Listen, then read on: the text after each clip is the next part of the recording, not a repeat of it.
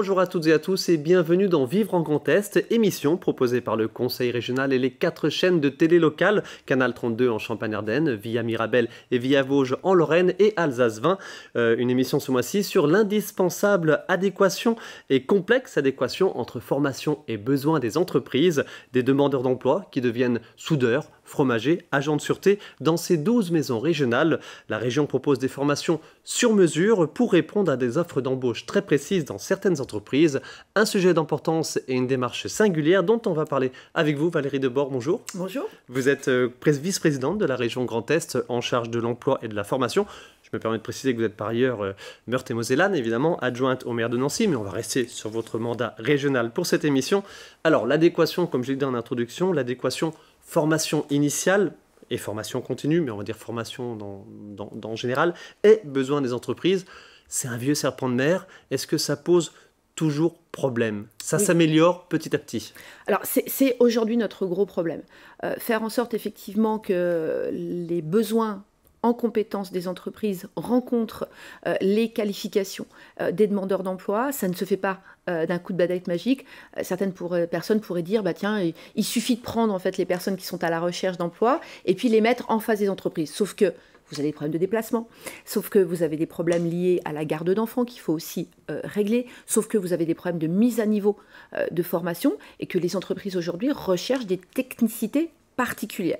Donc tout le travail que nous faisons à la région, sous l'impulsion de Jean Rotner, c'est de faire en sorte de mettre en adéquation la demande spécifique des entreprises par bassin d'emploi. On est très grand, mais on fonctionne par bassin d'emploi, en proximité, on va y venir avec les maisons compétences de la région, bien sûr. Des personnes qui recherchent un emploi.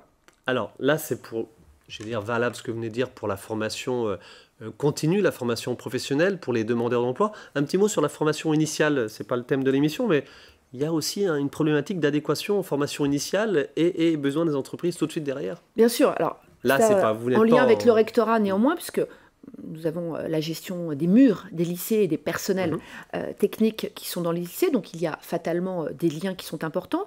Nous avons aussi travaillé une carte des formations avec le rectorat pour faire en sorte que sur tous les territoires du Grand Est, on puisse, que ce soit dans le cadre de la formation initiale, de l'apprentissage, offrir à tous les jeunes et les moins jeunes, une possibilité de se former à proximité. Donc on regarde beaucoup cette nécessité de prise en adéquation de la demande et de l'offre, pour pas former, entre guillemets, hors sol, et pas mettre de l'argent public sur des dispositifs où il n'y a pas de débouché. Alors, autre question un petit peu générale, si je me permets, avant de rentrer dans ce qui nous intéresse, c'est-à-dire la démarche avec les demandeurs d'emploi en particulier. La formation professionnelle, la formation continue est en plein bouleversement, bien sûr, avec la loi Pénicaud notamment, qui est propre à l'apprentissage. Voilà, comment se situe la région dans cette démarche et ce bouleversement de réorganisation de toute la formation professionnelle? Alors nous avons regretté que le gouvernement choisisse effectivement de retirer l'apprentissage aux régions, d'autant plus que nos 3 anciennes entités administratives étaient plutôt de bonnes élèves en la matière et avaient des chiffres d'emploi via l'apprentissage qui étaient très positifs. Encore cette année, puisqu'on est encore sur le dispositif qui est le nôtre, on a augmenté de plus de 6% le nombre d'apprentis sur la région Grand Est. Bon, c'est un choix qui a été fait, nous sommes républicains et nous le respectons, il n'y a pas de difficulté en la matière. On rappelle l'apprentissage, la voie royale pour une employabilité directe, quasiment directe, et avec des compétences transférables immédiatement. Néanmoins, ce que nous continuons à faire, c'est valoriser cette filière d'excellence, comme vous l'avez excellemment dit, et faire en sorte aussi que dans le cadre de notre carte des formations, il y ait toujours la possibilité d'accompagner, et nous nous réservons la possibilité de mettre un certain nombre d'investissements sur certaines filières, considérant qu'elles répondront à des besoins spécifiques de notre territoire, par exemple les métiers d'art, par exemple les problématiques liées aux métiers de l'agriculture, de la viticulture, qui aujourd'hui sont en tension de façon importante, les métiers du tourisme, de l'hôtellerie-restauration, qui sont en tension importante. On se réserve la possibilité, parce que ça correspondra aux politiques publiques que nous souhaitons vouloir mener sur le territoire, de continuer à accompagner certains centres de formation des apprentis. Et l'idée, c'est qu'à terme, ce soit les branches, les filières professionnelles, voire carrément certaines entreprises, je pense dans les Vosges à Éguerre, à Rambervillers, qui mettent en place ces propres centres de formation des apprentis. On est bien sur l'apprentissage. Faut-il en craindre quelque chose? Quelle vigilance à avoir sur tout cela? Alors, quand on est face à des jeunes, puisque l'apprentissage, ça s'adresse à partir de 16 ans à des jeunes qui sont encore dans une construction intellectuelle, une construction scolaire, nous considérons qu'il y a la nécessité de s'assurer d'une éthique d'apprentissage et d'assurer aussi un minimum de socle commun d'apprentissage. C'est aussi pour ça qu'il nous semblait embêtant, pour ne pas dire autre chose, qu'on ait cette volonté de privatisation de l'apprentissage. On n'a rien contre les entreprises, bien au contraire, on travaille avec elles au quotidien, mais pour les jeunes, il y a nécessité d'avoir un filet de protection par rapport à ces citoyens de demain, qui ont besoin effectivement d'avoir un socle commun d'apprentissage. Le gouvernement a fait un autre choix, encore une fois, il n'y a pas de souci par rapport à notre engagement républicain. Néanmoins, vous avez toujours aujourd'hui des CFA qui sont dans le champ du public, des CFA qui sont adossés à des lycées, notamment des lycées professionnels, qui, eux, très certainement, conserveront ce socle citoyen. Des entreprises vont monter leur propre CFA, c'est certain. Nous demanderons à France Compétences, qui est l'organisme en charge de l'organisation maintenant de l'apprentissage, de s'assurer de l'éthique d'engagement et de l'éthique pédagogique qui sera dispensée. Ok, affaire à suivre, et je précise que l'année dernière, enfin cette année en 2019, la région, l'apprentissage c'était 160 millions d'euros, qui ne seront pas donc affectés sur le budget 2020, pardon, mais il y en aura quand même un petit peu qui sera maintenu dans ce secteur de l'apprentissage. Allez, on revient, si vous voulez bien, sur les actions que la région mène, en particulier en faveur du retour à l'emploi des demandeurs d'emploi, donc en leur proposant des formations sur mesure pour répondre à des besoins très précis et dans certaines filières, dans certaines entreprises. Quelle est l'ambition générale de cette démarche? Elle est financée par un dispositif qui s'appelle FIF, le Fonds d'intervention pour la formation et l'emploi, grosso modo 100 millions d'euros par an. Demandeurs d'emploi, entreprises. L'objectif, c'est que les entreprises sur les territoires trouvent la main-d'œuvre qualifiée dont ils ont besoin pour non seulement répondre évidemment aux commandes qui sont les leurs, mais également développer leur activité et faire en sorte que sur tous les territoires, pas que sur les grandes métropoles, pas que sur les grandes agglomérations, il y ait toujours ce tissu et ce vivier d'entreprises. Nous, on a une logique qui est assez claire, c'est aussi pour ça qu'on a fait le très haut débit. Vous savez qu'on sera la première région fibrée d'ici à fin 2022, on a avancé le calendrier d'une année, c'est de faire en sorte que l'emploi, la formation, l'ensemble des besoins des territoires soient toujours sur les territoires et sur tous les territoires. Eh bien, avec ces dispositifs d'accompagnement des entreprises, non seulement on le garantit, mais on l'accompagne. On regarde une illustration de cette démarche et on va détailler tout cela juste après. Direction Yutz, à proximité de Thionville, où des stagiaires plus ou moins jeunes, comme vous l'avez dit tout à l'heure, suivent une formation pour devenir technicien en contrôle non destructif. Un reportage de Gaël Tiss réalisé par Via Mirabel. Alors aujourd'hui, on va étudier cette plaque, on va vérifier s'il n'y a pas des indications de défaut dans la plaque. Donc par une méthode qu'on appelle magnétoscopie. Avec cet électroaimant, Pierre envoie un champ magnétique de part et d'autre de cette soudure. Les particules de fer vaporisées sur la plaque s'amassent alors dans les fissures en présence et permettent de les détecter. Cette manipulation est l'une des premières apprises par ces stagiaires. Ils suivent une formation intensive de 3 mois pour devenir technicien en contrôle non destructif. Objectif, acquérir des méthodes de contrôle de l'état des matériaux sans les dégrader. Ça peut être en pétrochimie, tout ce qui est ouvrage d'art. Donc là, on fait des constructions de ponts là, actuellement sur l'Alsace. Donc ça, c'est très demandeur de contrôle par magnétoscopie. S'il n'y a pas de référence des plans, vous pouvez faire un petit dessin. L'Institut de soudure de Yutz assure pour les industriels des prestations de soudage, mais aussi de contrôle et d'expertise. Il forme aussi ses propres techniciens et a mis en place cette formation depuis 1 an face à une pénurie de main-d'œuvre dans ce secteur. C'est des métiers peu connus. En contrôle, bien souvent, c'est des horaires un petit peu atypiques. Quand il y a des arrêts sur les CNPE ou en pétrochimie, on nous demande aussi d'intervenir les jours fériés, les week-ends. La radiographie, on intervient de nuit, d'où la demande de disponibilité. Pas de quoi pour autant décourager ces stagiaires sélectionnés pour leur motivation. La plupart d'entre eux étaient demandeurs d'emploi avec au moins un bac+2. Après une licence de physique, Pierre cherchait lui une formation professionnalisante.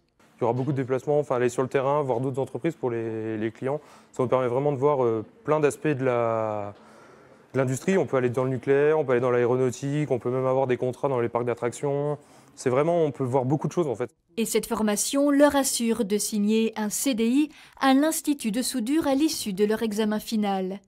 Les 9 candidats de la session précédente travaillent actuellement pour la centrale nucléaire de Cattenom. Voilà, un institut de la soudure qui a déjà reçu 36 stagiaires de 3 promotions et jusqu'en mars prochain, 7 promotions de stagiaires sont prévues. Un petit aspect financier, si vous voulez bien, cette formation, donc, dont on va détailler l'organisation. Elle a un coût total de 122 000 euros. La région, le conseil régional, l'abonde à hauteur de 47 000 euros. L'interprofession, 63 000 euros. Et l'employeur, à savoir là en l'occurrence la centrale nucléaire de Cattenom, 12 000 euros. Valérie Debord, on est dans une illustration parfaite oui. d'un programme entre multi-partenaires pour assurer une employabilité. Il y a évidemment Pôle emploi dont on va en parler. Effectivement, donc Pôle emploi assure ce qu'on appelle le sourcing, c'est-à-dire trouver les personnes qui vont par leur parcours ou leur savoir-être être en mesure de rentrer sur ces dispositifs. On a des gens qui sont demandeurs d'emploi, donc financés par la région. On a des gens qui sont déjà dans le cadre d'une entreprise, mais qui vont faire une formation complémentaire à l'entreprise. Donc là, c'est l'opérateur de l'entreprise qui finance. Et puis, il y a également l'entreprise à qui on demande effectivement une participation. Donc ça permet en fait de former à façon, et c'est ça qui est très intéressant, pour une entreprise dédiée, les personnes qui vont travailler dedans.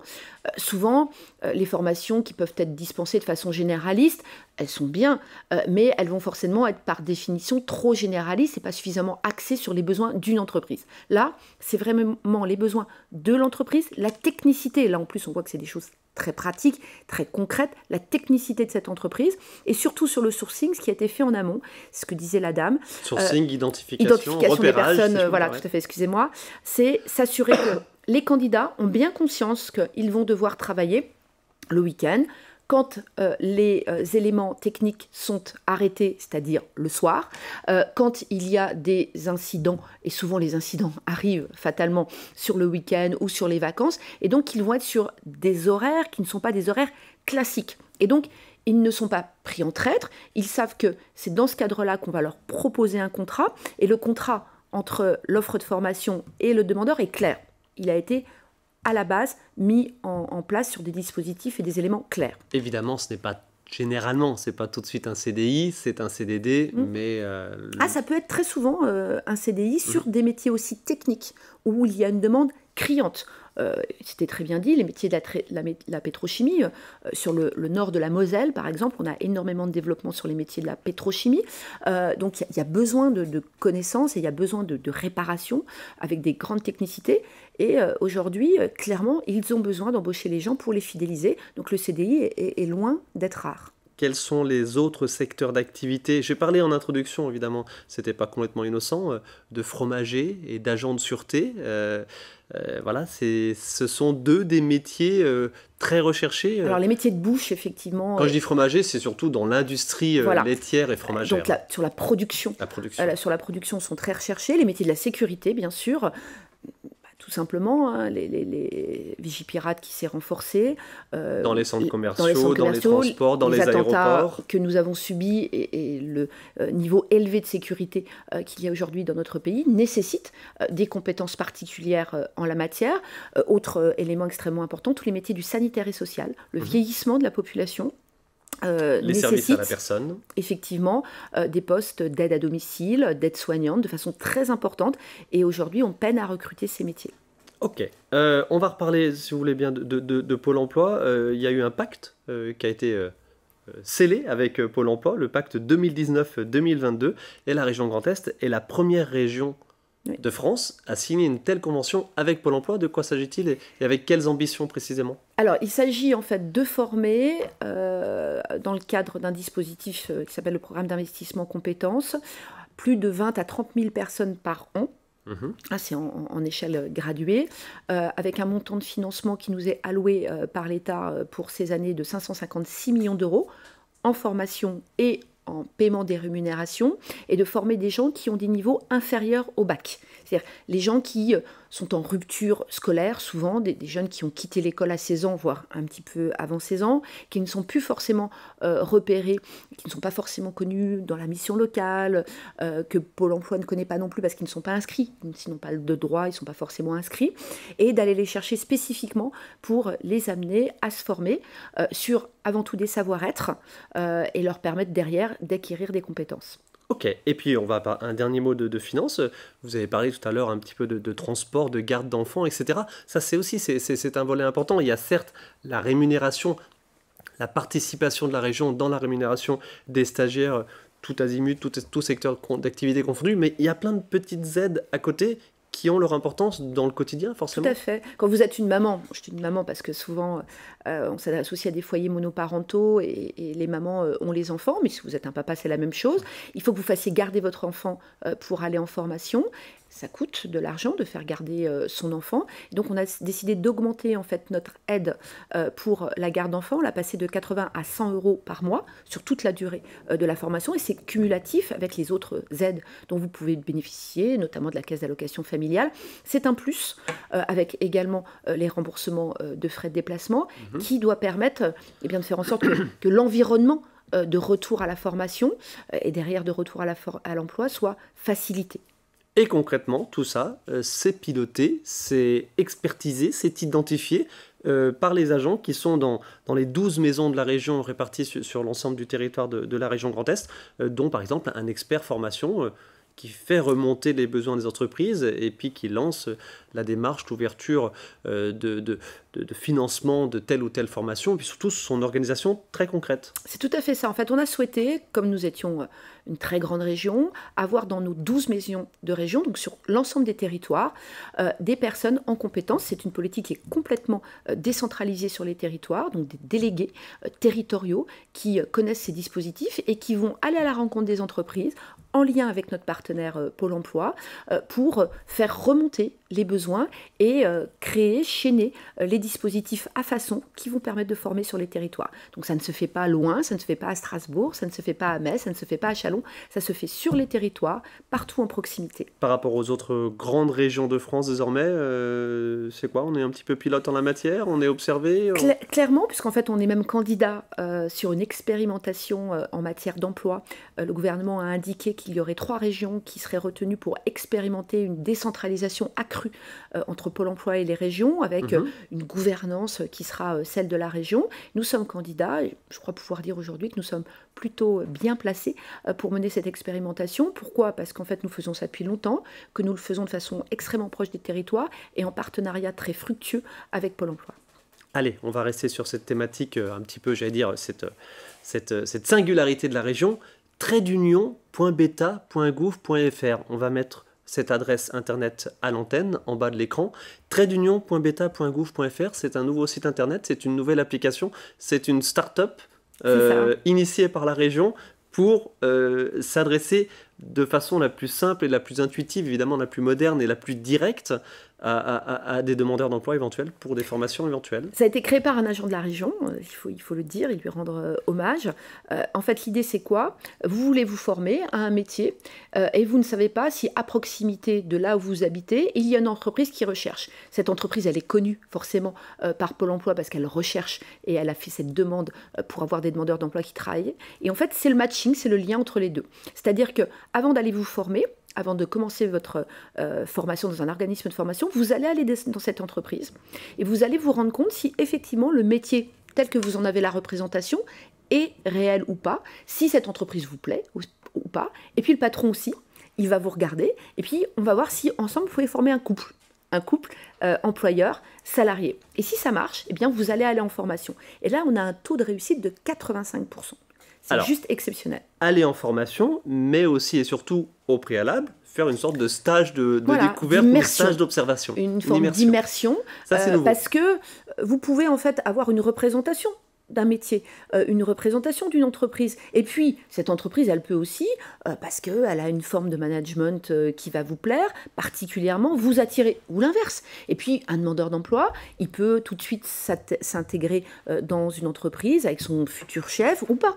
Et donc, à partir du moment où vous la laissez en amont, bien, vous gagnez énormément de temps sur l'intégration.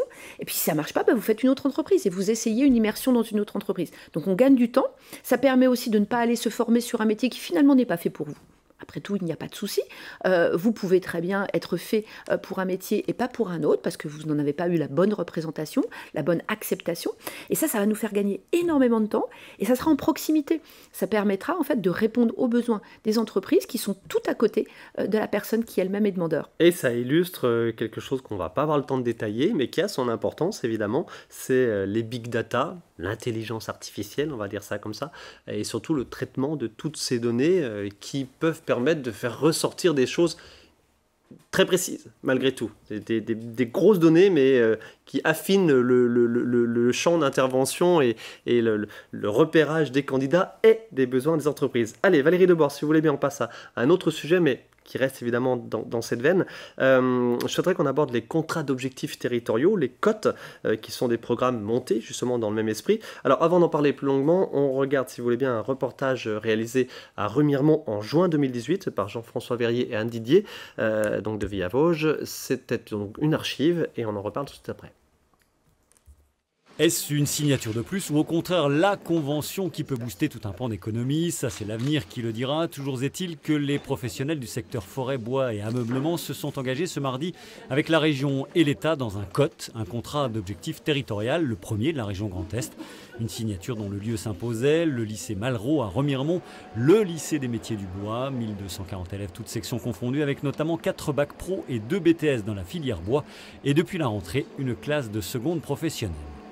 L'avantage de cette formation, de cette classe de seconde professionnelle, c'est que les élèves, pendant une année, vont découvrir l'ensemble des métiers du bois, du menuisier, au technicien de scierie, en passant par la construction bois, et vont pouvoir faire un choix d'orientation en connaissance de cause.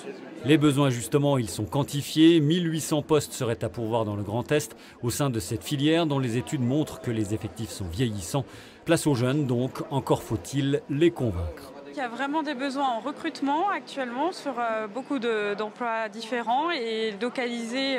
On peut vraiment trouver facilement un emploi près de chez soi dans l'ameublement. Il y a maintenant les machines à commande numérique, il y a beaucoup de changements majeurs et il faut absolument que les jeunes soient formés à ces évolutions. Les professionnels du bois qui, pour satisfaire leurs besoins de recrutement, savent qu'ils ont encore des efforts à faire. Avec la numérisation, les conditions de travail ont certes évolué. Au salaire désormais d'en faire autant, l'attractivité recherchée passe aussi par là. Allez, petit bilan, si vous voulez bien, de cette organisation, de cette prise en main de la problématique par filière et par territoire. Remiremont, Massif des Vosges, Hauts-de-Vosges, tout ça, et le bois, évidemment. Oui, en fait, notre objectif, ça a été, encore une fois, d'être complètement ancré dans les besoins du territoire et de faire en sorte que sur chaque territoire, on puisse cibler les besoins, l'excellence également des formations. Là, on était sur un établissement qui fait référence au niveau, non pas Grand Est, au niveau national et qui attire de façon extrêmement importante. On a des gros besoins sur l'industrie de la scierie, notamment, où on peine aussi à recruter parce que ces métiers ne sont pas connus. Et là, on offre effectivement la possibilité d'attirer des jeunes en chaînage avec l'éducation nationale. On a signé le COT avec le rectorat. Et l'idée, c'est aussi de faire en sorte de permettre aux jeunes de s'orienter vers ces métiers. On va le faire de façon assez simple puisqu'on a une nouvelle compétence dans le cadre de la loi Pénicaud qui est celle de l'orientation. Et on va aller dans tous les établissements à partir de la 4e pour parler des métiers. Alors, on sait qui? Ce sont les professionnels qui vont aller expliquer c'est quoi mon métier, c'est quoi ma passion, c'est quoi qui fait que je me lève tous les matins. Et ça doit permettre effectivement de donner une image, non pas livresque ou d'épinal, mais de donner une vraie image de ces métiers qui sont des métiers porteurs d'avenir. Vous avez vu de la commande numérique, mais également de l'impression 3D. Donc des éléments qui sont très porteurs de sens pour l'avenir des jeunes. Allez, dernière question, Valérie Debord.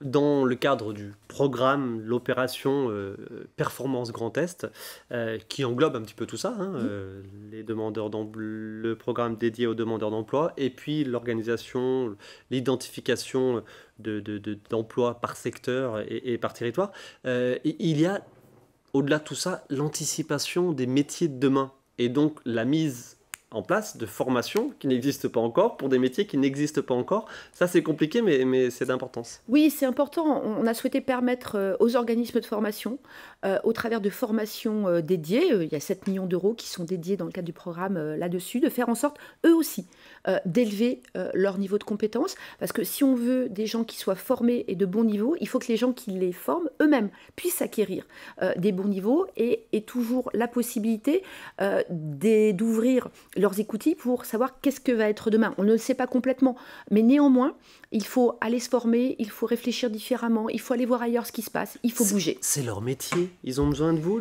pour faire ça? Oui, parce que leur plan de formation... Ils ont besoin d'un peu de financement pour faire ça? Oui, sur leur plan de formation. Et puis, quelque part, c'est gagnant-gagnant. Des organismes de formation qui seront percutants, qui seront précis, qui seront à la pointe de ce qui se fait, non pas en France, mais en Europe et dans le monde. Eh bien, c'est des organismes de formation qui seront en capacité de porter notre territoire encore davantage. Au printemps dernier, on va voir quelques photos du bilan de la première année, grosso modo, de cette opération, de ce programme Performance Grand Est. Quel bilan en avez-vous tiré? Là, on est sur les cotes, sur les COT, les contrats d'objectifs territoriaux. 2 tiers des personnes qui ont suivi une formation dans le cadre des dispositifs que nous avons mis en place, 9 mois après, sont en emploi. C'est un bilan que nous pouvons considérer comme très positif. Et notre région a baissé de 2 points son taux de chômage. Aujourd'hui, nous avons un taux de chômage qui est inférieur au taux de chômage national. Nous sommes à 8,1, le taux de chômage national est à 8,5 et surtout, ça fait 15 ans que notre région n'était pas en dessous du taux de chômage national. Ça, je pense que c'est assez parlant. Avec d'énormes disparités, si je peux me permettre, selon les territoires. Bien évidemment, c'est pour ça qu'en fait, nous sommes très très enclins à appuyer nos moyens sur les territoires les plus fragiles. Par exemple, le bassin de Saint-Dié est aujourd'hui un bassin qui a baissé déjà de façon importante son niveau de chômage, mais qui est encore élevé. Donc c'est pour ça que nous y travaillons avec notamment, je n'en parlerai pas maintenant, mais des objectifs de formation nouveaux sur ce territoire pour l'année à venir.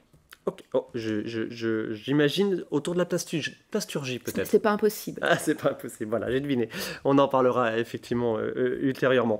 Valérie Debord, merci beaucoup pour votre participation à cette émission. Je me permets de repréciser 2 sites internet qu'on va revoir à l'antenne. formation-orientation.grandest.fr. Ça, c'est une sorte de guichet unique, tant pour les particuliers que pour les entreprises. Où puis-je trouver une formation? Comment puis-je financer cette formation? Avec quelles contraintes matérielles, techniques, etc. Et puis pour les entreprises, où trouver, auprès de qui trouver tel ou tel profil, et puis pareil, auprès de quel éventuellement organisme de formation je peux m'appuyer pour mettre en place des formations spécifiques, on l'a bien compris. Et puis je répète, tradeunion.beta.gouv.fr, il y a les réseaux sociaux, Facebook, Twitter, etc., qui sont assez dynamiques, et tout cela est partagé là-dessus, ce qui fait que, voilà, j'ai parlé tout à l'heure de big data, mais le traitement de toutes ces informations permet d'affiner la recherche et la pertinence. Bonne continuation. Merci beaucoup. Merci à vous. Merci à vous de votre attention. On se retrouve prochainement pour un nouveau numéro de Vivre en Grand Est.